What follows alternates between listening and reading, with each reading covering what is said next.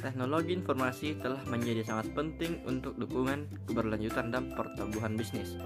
Ketergantungan pada TI menjadi lebih besar dalam ekonomi berbasis pengetahuan, di mana organisasi menggunakan teknologi mengelola, mengembangkan, dan mengkomunikasikan aset terwujud seperti informasi dan pengetahuan. Teknologi informasi dalam arti luas mencakup semua aspek teknologi komputasi sebagai sebuah disiplin akademik. TI berkaitan dengan isu-isu yang berkaitan dengan advokasi untuk pengguna dan memenuhi kebutuhan mereka dalam konteks organisasi dan masyarakat melalui seleksi, penciptaan aplikasi, integrasi, dan administrasi komputasi teknologi. TI tidak hanya berpotensi mendukung strategi bisnis yang ada, tetapi juga membentuk strategi baru. Yang pertama, teknologi informasi governance. TI dan penggunanya dalam lingkungan bisnis telah mengalami transformasi mendasar di masa lalu. Sejak pengenalan TI di organisasi, akademisi, dan praktisi dilakukan penelitian dan mengembangkan teori dan praktik terbaik dalam domain pengetahuan yang muncul. Definisi informasi teknologi governance yang disepakati bersama tidak ada dan akan sangat berguna. Meskipun definisi yang berbeda membahas beberapa masalah umum, ketidakpastian tersebut tidak disarankan dan membuktikan bahwa bidang informasi teknologi governance harus banyak berkembang lebih jauh. Tata kelola TI menentukan hak keputusan dan kerangka akuntabilitas untuk mendorong perilaku yang diinginkan dalam penggunaan TI.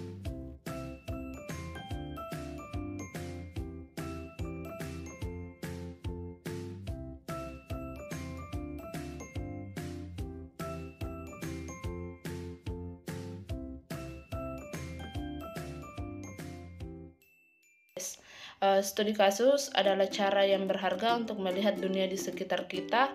Masa lalu literatur mengungkapkan penerapan metode studi kasus di banyak bidang dan disiplin ilmu dimanapun para peneliti yang mendapatkan pemahaman yang mendalam tentang masalah yang kompleks seperti fenomena di pengaturan kehidupan nyata. Dalam bidang penelitian yang berorientasi praktik, seperti arsitektur, perencanaan, atau bahkan TI, studi kasus memiliki kepentingan khusus dan jenis yang berbeda telah digunakan dalam berbagai cara penelitian. Implementasi ITG dipengaruhi oleh faktor eksternal dan internal, namun demikian literatur gagal mengemukakan identifikasi yang jelas dan ringkas dari faktor-faktor ini. Dan faktor-faktor yang mendasari pendekatan ini yang mempengaruhi implementasi ITG adalah budaya, struktur, strategi, ukuran, perbedaan regional, industri, kedewasaan, etika, dan kepercayaan. Saat melihat sebuah organisasi, biasanya dapat dibagi menjadi 3 lapisan, yaitu di tingkat strategi, di mana dewan terlibat di tingkat manajemen dalam C-suite atau CEO, Chief Operating Officer, dan lapisan manajemen senior, dan terakhir di tingkat operasional bersama TI, operasional, dan manajemen bisnis. Kemudian kesimpulan, kerangka kerja TI praktis tampaknya lebih berorientasi pada proses.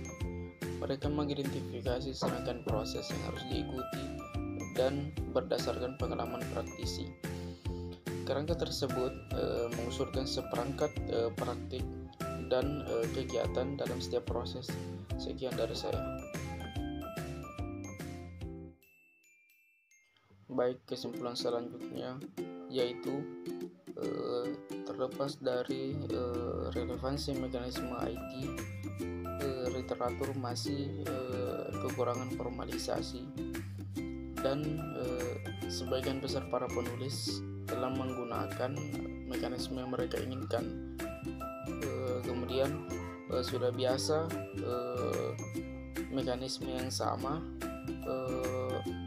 dengan deskripsi yang berbeda, atau deskripsi yang berbeda dengan mekanisme yang sama.